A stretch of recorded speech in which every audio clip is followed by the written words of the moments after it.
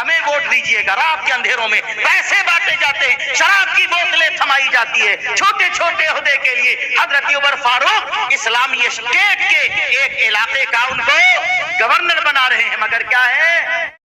شب گریزاں ہوگی آخر جلوائے خورشید سے، یہ چمن معمور ہوگا نغمائے توحید سے۔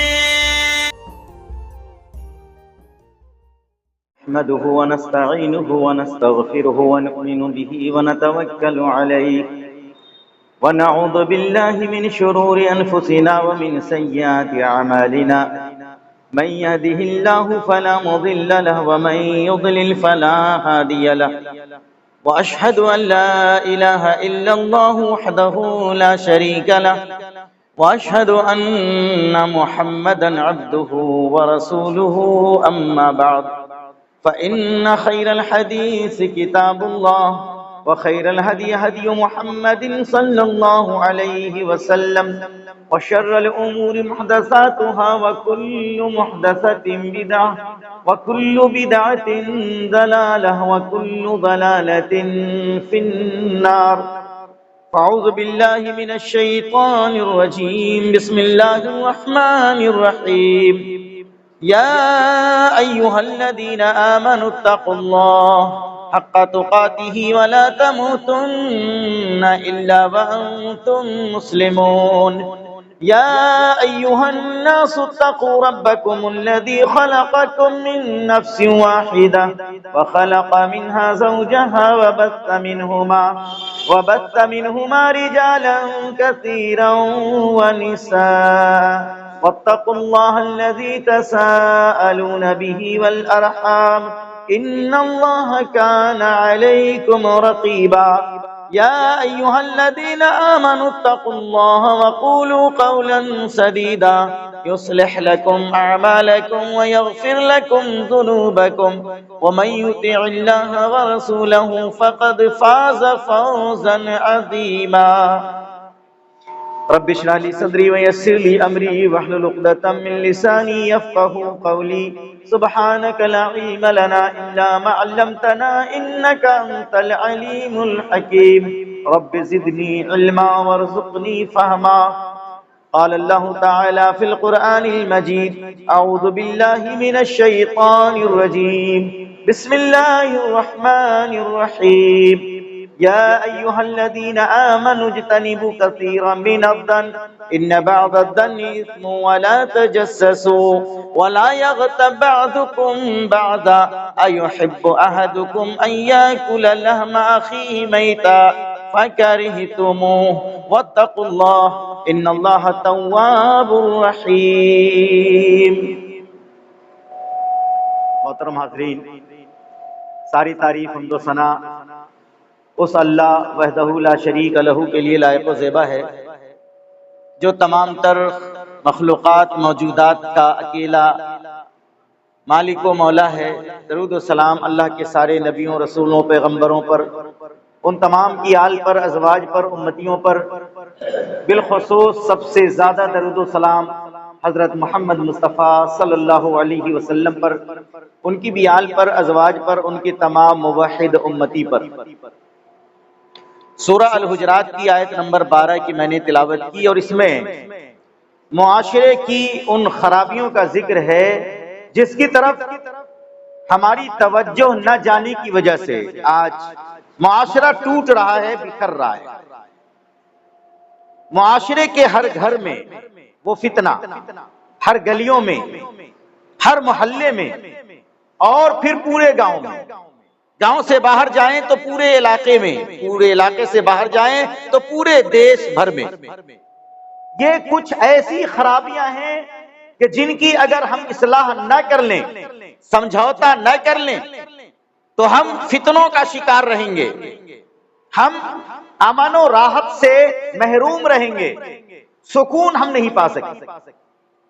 امن و راحت اور سکون کی زندگی گزارنے کے لیے اللہ تعالیٰ نے اس آیت کریمہ میں جن باتوں کی طرف توجہ ہماری مبذول کرائی، ان کا جاننا، ان پر عمل کرنا نہایت ضروری ہے۔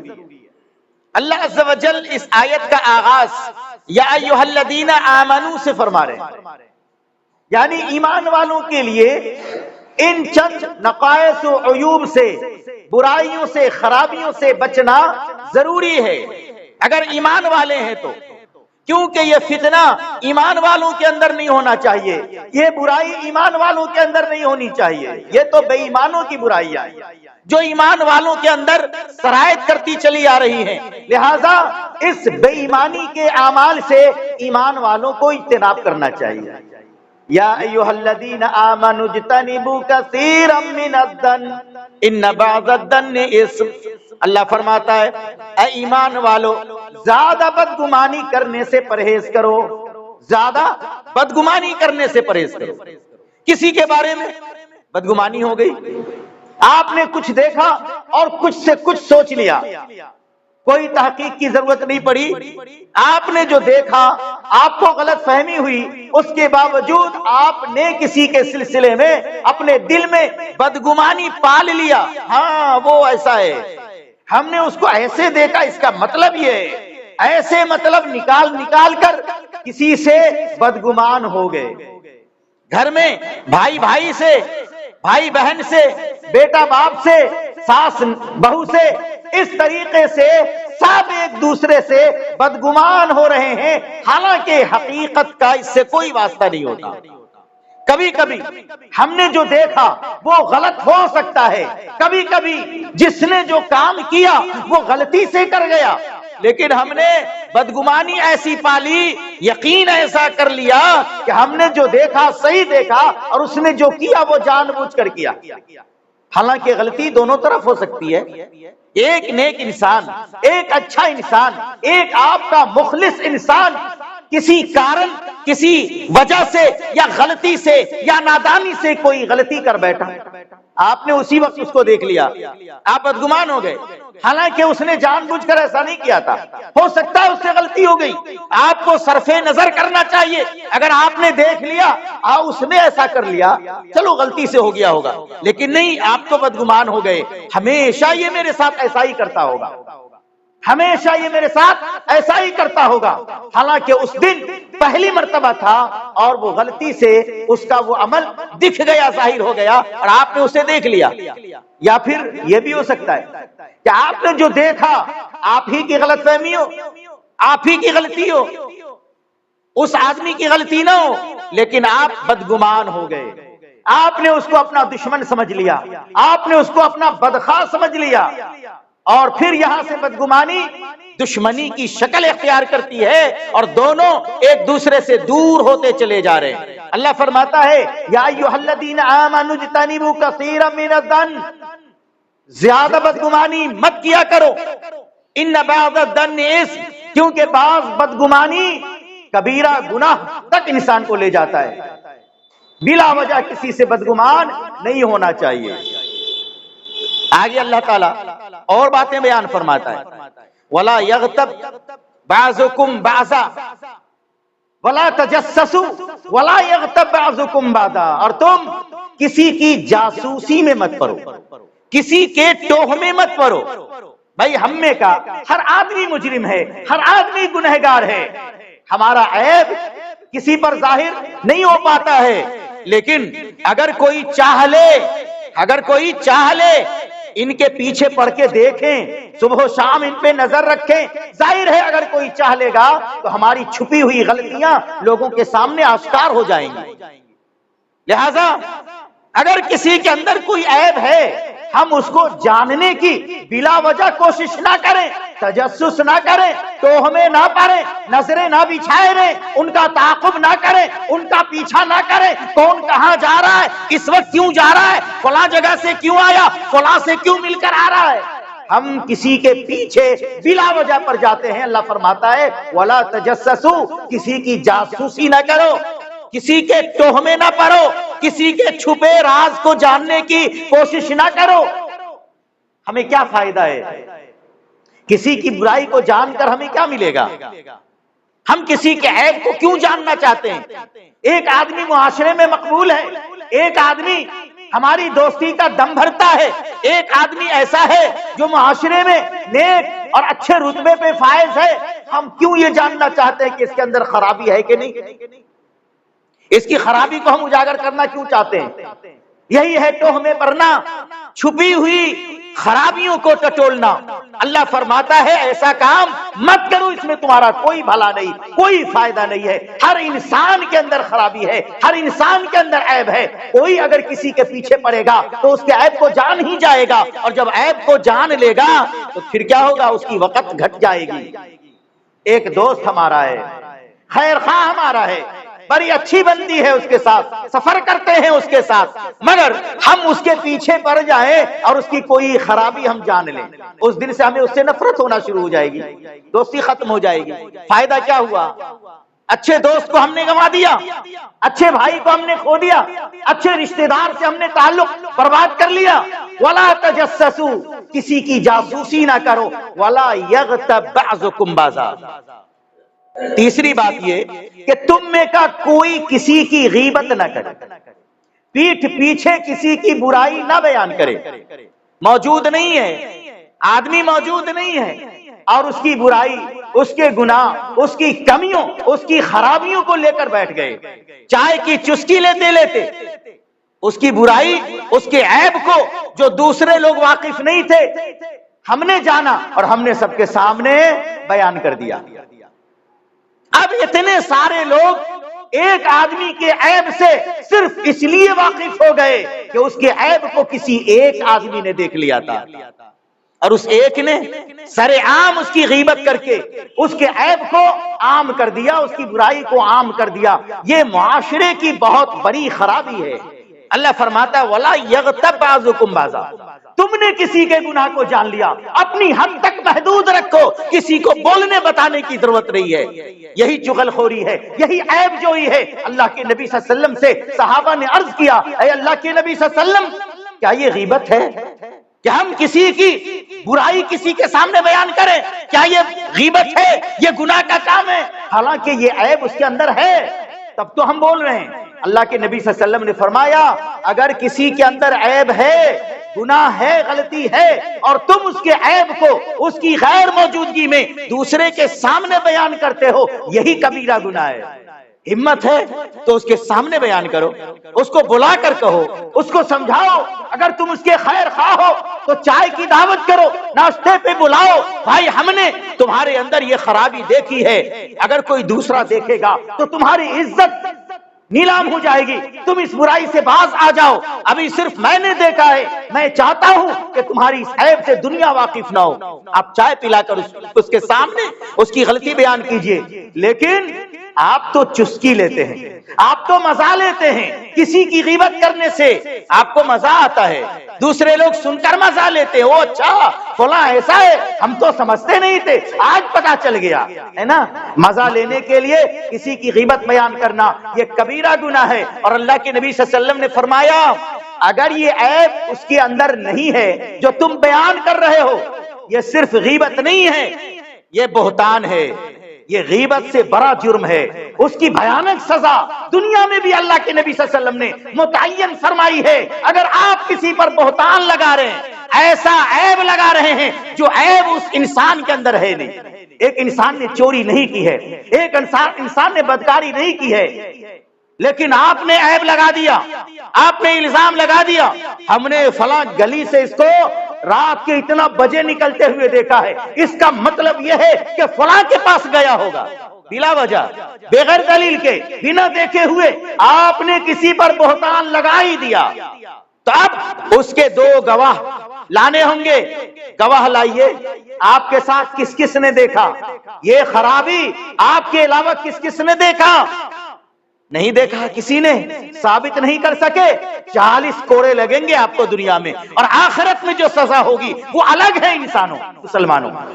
تو آپ کسی کے عیب کے پیچھے نہ پڑیں، کسی کی عیب جوئی نہ کریں، عیب کہتے ہی ہیں کسی کے اندر ہے کمی، برائی، خرابی، اور آپ دوسرے کے سامنے بیان کرتے ہیں، یہ عیب جوئی ہے، کبیرہ گناہ ہے، اور اگر یہ عیب اس کے اندر نہیں ہے تو یہ بہتان ہے، یہ عیب جوئی سے بھی بڑا گناہ ہے۔ کبیرہ گناہ کے بھی درجات ہیں، تو یہ بہت بڑے بڑے گناہ ہیں، اس سے معاشرے میں فتنے پنپتے ہیں۔ ایحب احدکم ان یاکل لحم اخیہ میتا، کیا تم میں سے کوئی آدمی اس بات کو پسند کرے گا کہ وہ اپنے مرے ہوئے بھائی کا گوشت کھائے؟ فکریتم، یقیناً تمہیں یہ بات اچھی نہیں لگے گی، یہ بات تمہیں پسند نہیں آئے گی کہ تمہیں کہا جائے کہ جی تمہارے بھائی مر گئے ہیں، اسی کا گوشت کھا لو، پیٹ بھر جائے گا۔ نعوذ باللہ، کوئی بندہ اس کے لیے تیار نہیں ہوگا۔ یہ غیبت مرے ہوئے بھائی کے گوشت کھانے کے برابر ہے۔ حضرت ماعز اسلمی رضی اللہ تعالیٰ عنہ، پیارے نبی صلی اللہ علیہ وسلم کے زمانے میں ان سے غلطی سرزد ہو گئی، قبیلے کی ایک عورت کے ساتھ انہوں نے زنا کر لیا، بدکاری کر لی۔ اللہ کے نبی کے حضور حاضر ہوئے، کہا اے اللہ کے نبی صلی اللہ علیہ وسلم مجھے اس گناہ سے پاک فرما دیجئے۔ اللہ کے نبی صلی اللہ علیہ وسلم نے بڑی تحقیق کے بعد جب ثابت ہو گیا، حضرت ماعز اسلمی کو سنگسار کروا دیا۔ ان کے جنازے کی نماز بھی اللہ کے نبی صلی اللہ علیہ وسلم نے پڑھی۔ ایک عرصہ گزر گیا، پیارے نبی صلی اللہ علیہ وسلم راستے میں کہیں جا رہے تھے، آپ کے ساتھ آپ کے اصحاب بھی تھے۔ آپ صلی اللہ علیہ وسلم نے کان لگا کر سنا، آپ کے دو ساتھی، دو صحابی آپس میں گفتگو کر رہے تھے۔ ایک صحابی دوسرے صحابی سے کہہ رہا تھا کہ اے میرے بھائی، تم نے فلاں کو دیکھا نہیں، اس نے ایک غلطی کی، ایک گناہ کیا، پروردگار عالم نے اس پر پردہ ڈال دیا تھا، مگر اس نے اپنے گناہ کا، اپنی غلطی کا اعتراف اللہ کے نبی کے پاس آ کر لیا، جس کے نتیجے میں اسے سزا ہوئی اور کتے کی موت اس انسان کو مار دیا گیا۔ ایک صحابی دوسرے صحابی سے کہہ رہے ہیں، اللہ تعالیٰ نے پردہ کر دیا تھا، رات کی تنہائی میں اگر جوش و جذبے میں آ کر یہ گناہ کر بھی لیا تو اسے کیا ضرورت تھی نبی کے پاس آ کر کہنے کی کہ مجھے پاک کر دیجئے؟ آخر کیا ہوا؟ کتے کی طرح دوڑا دوڑا کر اسے مارا گیا۔ سنگسار کہتے ہی ہیں بیابان میں لے جا کر جہاں بہت زیادہ پتھر ہو، چاروں طرف سے مسلمان پتھر مارتے ہیں، اس وقت تک مارتے ہیں جب تک وہ مر نہ جائے، اور یہ دنیا ہی میں اس کی سزا ہے، آخرت میں اس کے لیے کوئی سزا نہیں۔ حضرت ماعز رضی اللہ عنہ کو یہ احساس ہوا کہ اگر اس گناہ کو میں نے چھپا لیا اور قیامت کے دن پروردگار عالم اس کی سزا دے گا تو میں کیسے برداشت کروں گا؟ اس سے اچھا ہے میں دنیا میں پاک ہو جاؤں، اور اللہ کے نبی صلی اللہ علیہ وسلم نے پاک کر دیا۔ اللہ کے نبی آگے بڑھتے چلے گئے، پیارے نبی صلی اللہ علیہ وسلم نے دیکھا کہ سڑک کے کنارے ایک گدھا کئی دنوں سے مرا ہوا ہے، اور وہ سڑ کر اس کی لاش پھول چکی ہے اور چاروں ٹانگ سیدھا کر کے پڑا ہوا ہے۔ جب گدھا یا کوئی بھی جانور مر جاتا ہے اور اندر سے جب پھولتا ہے تو ان کی ٹنگڑی ایسے نہیں رہتی ہے، ٹنگڑی ایسے پھیل جاتی ہے، پیٹ بڑا ہو جاتا ہے نا۔ اللہ کے نبی صلی اللہ علیہ وسلم نے گدھے کے اس لاش کے پاس رک کر فرمایا، اینا فلان و فلان، فلاں فلاں میرے صحابی کہاں ہیں؟ ان دونوں نے فقالا نحن حاضین، اے اللہ کے نبی ہم دونوں یہاں موجود ہیں۔ پیارے نبی نے فرمایا، انزلا فاکلا من جیف حاضل الحمار، تم دونوں ابھی سواری پہ کیا کر رہے ہو؟ اپنی سواری سے اتر جاؤ اور اس سڑے ہوئے، اس مرے ہوئے گدھے کا گوشت کھا لو۔ اللہ کے نبی نے کیا فرمایا؟ اترو، سواری سے اترو اور اس مرے ہوئے گدھے کا گوشت کھاؤ۔ کائنات کے سردار ہیں، نبی کے ایک اشارے پر صحابی جان دینے والے ہیں۔ آج اللہ کے نبی مرے ہوئے گدھے کا گوشت کھانے کا حکم فرما رہے ہیں۔ آج کون بچا سکتا ہے؟ نبی کی فرما برداری کا جذبہ ان دونوں مسلمانوں کو اس بات پہ مجبور کرنے لگا ہے کہ اب کیا ہے؟ اللہ کے نبی فرماتے ہیں دل چاہے نہ چاہے آج وہ کام کرنا ہے جس کا حکم اللہ کے نبی دے رہے ہیں۔ مگر سوال کرتے ہیں اے اللہ کے نبی صلی اللہ علیہ وسلم، ایک تو گدھا جو پہلے سے حرام، مرا ہوا، سڑا ہوا، کیف یوکل منہا، اے اللہ کے نبی اس میں سے گوشت کو کیسے کھایا جائے؟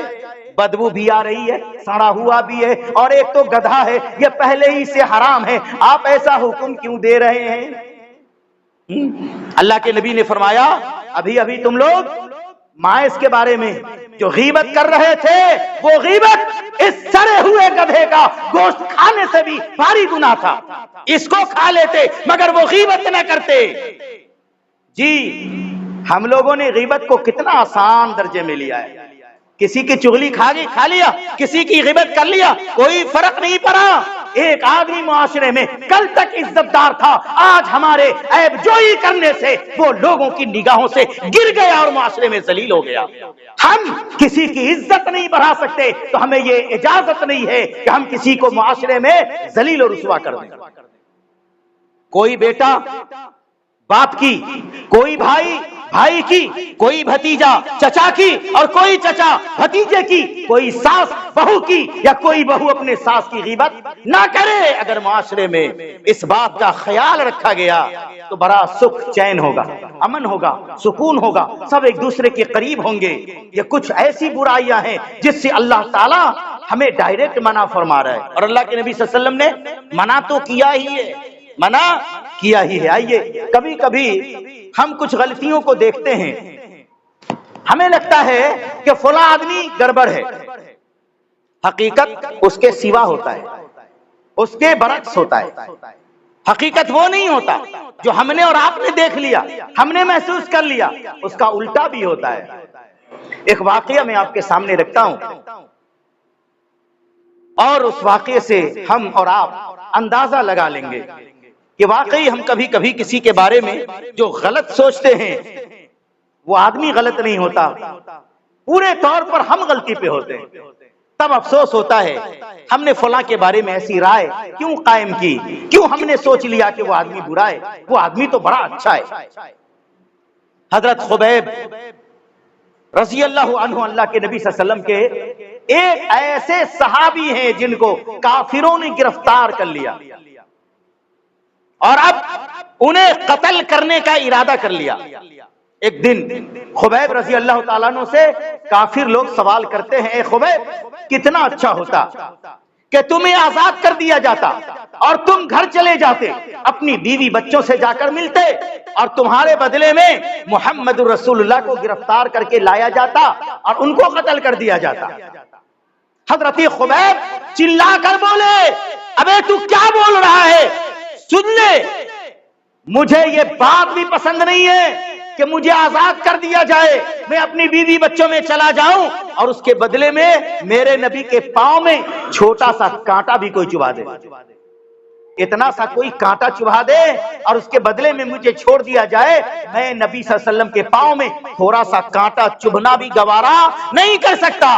اس کانٹے کے چبھن کے مقابلے میں میری جان کی کوئی قیمت نہیں ہے. وہ تھے حضرت خبیب ابن عدی, اور ان سے جڑا ہوا واقعہ سعید ابن عامر کا ہے. انہی کے سامنے حضرت خبیب ابن عدی کو شہید کیا گیا تھا اور ٹکڑے ٹکڑے میں کاٹا گیا تھا. حضرت خبیب ابن عدی ہاتھوں کو اٹھا کر اللہ سے بد دعا کر رہے تھے. جس وقت ان کی ساری انگلیاں کٹ کر ہوا میں بکھر گئی تھی اور خون کے فوارے انگلیوں سے نکل رہے تھے, اللہ سے بد دعا کر رہے تھے, اے اللہ یہاں پر جو بھیڑ ہے اس مجمع کو دیکھ لے اور ان میں سے ہر ایک سے تو انتقام لینا. یہ سعید ابن عامر کا دیکھا ہوا واقعہ ہے. اس وقت وہ مسلمان نہیں تھے اور اسی واقعہ نے انہیں کلمہ پڑھنے پہ مجبور کر دیا, مسلمان ہو گئے, اللہ کے نبی کی صحبت اختیار کی. پیارے نبی صلی اللہ علیہ وسلم کی وفات کے بعد حضرت ابوبکر صدیق رضی اللہ تعالیٰ عنہ کا دور دیکھا. عمر فاروق جب خلیفہ بننے لگے تو وہ انکار کر رہے تھے. یہی سعید ابن عامر ہیں, کہنے لگے اے عمر آپ سے بہتر کوئی نہیں ہے جو اس رتبے کا حامل ہو سکے. لوگ اگر آپ کو امارت سونپتے ہیں, خلافت عطا کرتے ہیں, آپ سے بہتر اس عہدے کا کوئی مستحق نہیں ہے, میں آپ کا ساتھ دوں گا, آپ اسے قبول کر لیجئے. حضرت عمر فاروق رضی اللہ تعالیٰ عنہ امیر بن گئے. سعید ابن عامر رضی اللہ تعالیٰ عنہ کو حضرت عمر فاروق رضی اللہ تعالیٰ عنہ نے طلب کیا, فرمایا اے سعید ابن عامر, حمص کا علاقہ خالی ہے, وہاں میں ایک گورنر متعین کرنا چاہتا ہوں اور اس عہدے کے لیے آپ سے بہتر نام میرے پاس کوئی نہیں. آپ حمص چلے جائیں, میں آپ کو وہاں کا گورنر بنا دیتا ہوں. آج مکھیا بننے کے لیے لاکھوں لاکھ روپے خرچ کرتے ہیں لوگ, وہ تو بڑا منصب ہے. چھوٹے چھوٹے سیٹوں کے لیے لوگ کیسے کیسے چپقلش کرتے ہیں. جی ہمیں ووٹ دیجئے گا، رات کے اندھیروں میں پیسے بانٹے جاتے ہیں، شراب کی بوتلیں تھمائی جاتی ہے چھوٹے چھوٹے عہدے کے لیے۔ حضرت عمر فاروق اسلامی اسٹیٹ کے ایک علاقے کا ان کو گورنر بنا رہے ہیں، مگر کیا ہے، کہتے ہیں نہیں میں اس عہدے کو نہیں قبول کر سکتا۔ عمر فاروق نے یاد دلایا، آپ ہی نے کہا تھا کہ آپ خلیفہ بن جائیے، میں آپ کا ساتھ دوں گا، اور جب مجھے آپ کے ساتھ کی ضرورت پڑی تو آپ انکار کرتے ہیں۔ حضرت سعید بن عامر مجبوراً تیار ہو گئے۔ عمر فاروق نے فرمایا کہ ٹھیک ہے، آپ خلیفہ آپ جو ہے صدر بن رہے ہیں، گورنر بن رہے ہیں، تو میں آپ کو اس کی تنخواہ دوں گا۔ سعید بن عامر نے فرمایا مجھے تنخواہ کی ضرورت نہیں ہے، میں اپنا پیٹ کمائی سے بھر لوں گا، مجھے سرکاری فنڈ سے مسلمانوں کے خزانے سے تنخواہ نہیں چاہیے۔ بغیر تنخواہ کے ایک اسٹیٹ کے حمص کے گورنر ہو گئے۔ ایک زمانے کے بعد حمص سے کچھ لوگ مدینہ منورہ آئے۔ حضرت عمر فاروق نے ان لوگوں سے عرض فرمایا کہ آپ حمص سے آئے ہیں، حمص کے غریبوں کا نام مجھے لکھ کر دیجئے تاکہ میں آپ کے حوالے کچھ رقم کر دوں اور آپ جا کر حمص کے غریبوں میں تقسیم کر دیں۔ حمص کے ان چند لوگوں نے سب نے مل کر اپنے دماغ پہ زور دیا، تلاشا کون کون غریب ہے، ان غریبوں کا نام ایک کاغذ میں لکھ کر عمر فاروق کے حوالے کیا۔ حضرت عمر فاروق اس کاغذ پہ نظر ڈالتے ہیں اور نام پڑھتے ہیں۔ سب سے پہلا نام سعید ابن عامر کا لکھا ہوا ہے، سب سے پہلا نام ہے سعید ابن عامر۔ چونک گئے، کون سعید ابن عامر؟ لوگوں نے کہا وہی سعید ابن عامر جن کو آپ نے ہمارا گورنر بنایا ہے، پورے حمص میں نمبر 1 غریب ہے وہ، اس سے زیادہ کوئی غریب نہیں ہے۔ حضرت عمر فاروق رونے لگے۔ خیر پوری لسٹ کو پڑھنے کے بعد جتنے غریب تھے سب کے لیے تحفے دیے، اور سعید بن عامر کے لیے اس زمانے میں 1,00,000 اشرفیاں دی تھی کہ جاؤ ان کے حوالے کر دینا، کہنا کہ اپنا گھر بنا لیں، اپنے لیے ایک نوکر رکھ لیں تنخواہ پہ، پھر میں آؤں گا تو ان کی خبر گیری کروں گا۔ ان لوگوں نے لے جا کر 1,00,000 روپے کی تھیلی حضرت سعید بن عامر کے حوالے کر دی۔ جیسے ہی پتا چلا کہ اس تھیلی کے اندر پیسے ہیں، زور سے پڑھا انا للہ و انا الیہ راجعون۔ ان کی بیوی محترمہ جنہوں نے انا للہ کی آواز سنی گھر کے اندر سے باہر آئی اور فرمایا اے میرے سرتاج کیا ہوا، کون سا حادثہ ہو گیا؟ فرمایا کہ بہت بڑا حادثہ ہو گیا۔ حادثہ ہو گیا کیا؟ امیر المومنین کا مدینے میں انتقال ہو گیا۔ سعید بن عامر نے کہا کہ اس سے بھی بڑا حادثہ ہو گیا۔ کہا کیا؟ مسلمانوں کا لشکر کافروں سے شکست کھا گیا۔ کہا کہ اس سے بھی بڑا حادثہ ہو گیا۔ اللہ اکبر۔ بیگم نے کہا حضور صاف صاف بیان فرمائیے، میں آپ کا ساتھ دوں گی۔ تو سعید بن عامر نے فرمایا کہ میرے پاس دولت آئی ہے تاکہ میرا امتحان لیا جائے اور میرا ایمان سلب کر دیا جائے، ختم کر دیا جائے۔ انہیں پتا تھا کہ یہ دولت بہت بڑا فتنہ ہے۔ المال والبنون فتنہ، یہ مال و دولت دنیا کا اور یہ بیٹے کی جو صورت ہے یہ فتنہ ہی فتنہ ہے، آزمائش کی آزمائش ہے۔ جی میرا ایمان خطرے میں ہے۔ بیوی نے کہا کہ ٹھیک ہے آپ جیسا فرمائیں۔ چنانچہ سعید بن عامر نے چھوٹی چھوٹی پوٹلیاں بنائی، 100 روپے 500 روپے رکھے اور غریبوں میں تقسیم کر دیا۔ ساری رقم بانٹ دی، اپنے پاس ایک ٹنکا بھی نہیں رکھا، ایک کوڑی بھی نہیں رکھی۔ حضرت عمر فاروق ایک عرصے کے بعد اب حمص پہنچتے ہیں، لوگوں سے سوال کرتے ہیں اے حمص والو بتاؤ تمہارا گورنر کیسا ہے؟ سوچ کر آئے تھے کہ اس بار حمص کے لوگ تعریف کریں گے کہ گورنر آپ نے جو بنایا ہے بہت اچھا بنایا ہے۔ جی کیسا گورنر ہے تمہارا؟ لوگوں نے شکایت شروع کر دی۔ اب شکایت کی، عمر فاروق رضی اللہ تعالیٰ عنہ کے پاؤں سے زمین غائب ہو گئی۔ پریشان ہو گئے کہ میں نے مدینے کا سب سے اچھا انسان گورنر کے روپ میں ان کو عطا کیا تھا اور یہ لوگ ان کی بھی شکایت لے کر پہنچ گئے۔ کہا کہ ابھی میں شکایت نہیں سنوں گا، تمہاری جو شکایتیں ہیں گورنر ہاؤس میں کل آنا اور کل میں ایک ایک کر کے تم لوگوں سے سوال کروں گا۔ حضرت عمر فاروق کل ہو کر گورنر ہاؤس میں آئے، سعید بن عامر کو بھی بلا کر ایک جانب بٹھایا اور حمص کے ان لوگوں کو بلایا جن کو شکایتیں تھی۔ یہیں پر سے وہ ساری چیزیں ہمارے سامنے آتی ہیں کہ ان لوگوں نے جو دیکھا، جو محسوس کیا، کتنا برا تھا اور کتنا غلط تھا۔ یہی حال ہمارا ہوتا ہے، ہم کسی کے بارے میں جو غلط رائے قائم کرتے ہیں وہ رائے ہماری غلط ہوتی ہے، اور وہ آدمی صحیح ہوتا ہے جس کے بارے میں ہم برائی پھیلانا چاہتے ہیں۔ عمر فاروق رضی اللہ تعالیٰ عنہ نے سوال کیا، اے لوگو، اے حمص کے لوگو، تمہارے گورنر میں پہلی کون سی خرابی ہے؟ ان لوگوں نے جواب دیا، اے امیر المومنین، ہمارے گورنر میں سب سے پہلی خرابی تو یہ ہے کہ یہ جمعہ کے دن یہ روزانہ صبح میں تاخیر سے گورنر ہاؤس آتے ہیں، روزانہ صبح میں لیٹ سے آتے ہیں، اپنی ڈیوٹی میں کوتاہی کرتے ہیں، فریادی صبح سے حاضر ہوتے ہیں، غریب لوگ صبح سے آتے ہیں تاکہ اپنی فریاد سنا سکے، مگر ہمارے گورنر ہی لیٹ سے آتے ہیں۔ حضرت عمر فاروق نے پوچھا، اے سعید بن عامر، لیٹ سے آنے کی وجہ کیا ہے؟ فرمایا، اے امیر المومنین، آپ کو تو معلوم ہے کہ میرے پاس کوئی نوکر چاکر نہیں ہے، میں فجر کی نماز پڑھتا ہوں، اپنے گھر میں جاتا ہوں، جھاڑو لگاتا ہوں، پوچھے کرتا ہوں، آٹا گوندتا ہوں، سبزیاں بناتا ہوں، روٹی سبزی بنانے کے بعد اپنی بیوی بچوں کو کھلاتا ہوں۔ اکیلے بیوی کو کرنے دیں، سارا کام وہی کرے گی؟ نہیں، مل کے کرتے ہیں ہم لوگ کام، بیوی کا ہاتھ بٹاتے ہیں، یہ سارا کام کرنے میں تھوڑی تاخیر تو ہوگی، تب میں باہر آتا ہوں۔ کون سی برائی ہے یہ بھائی؟ کون سی کمی ہے یہ؟ کون سی خرابی ہے یہ؟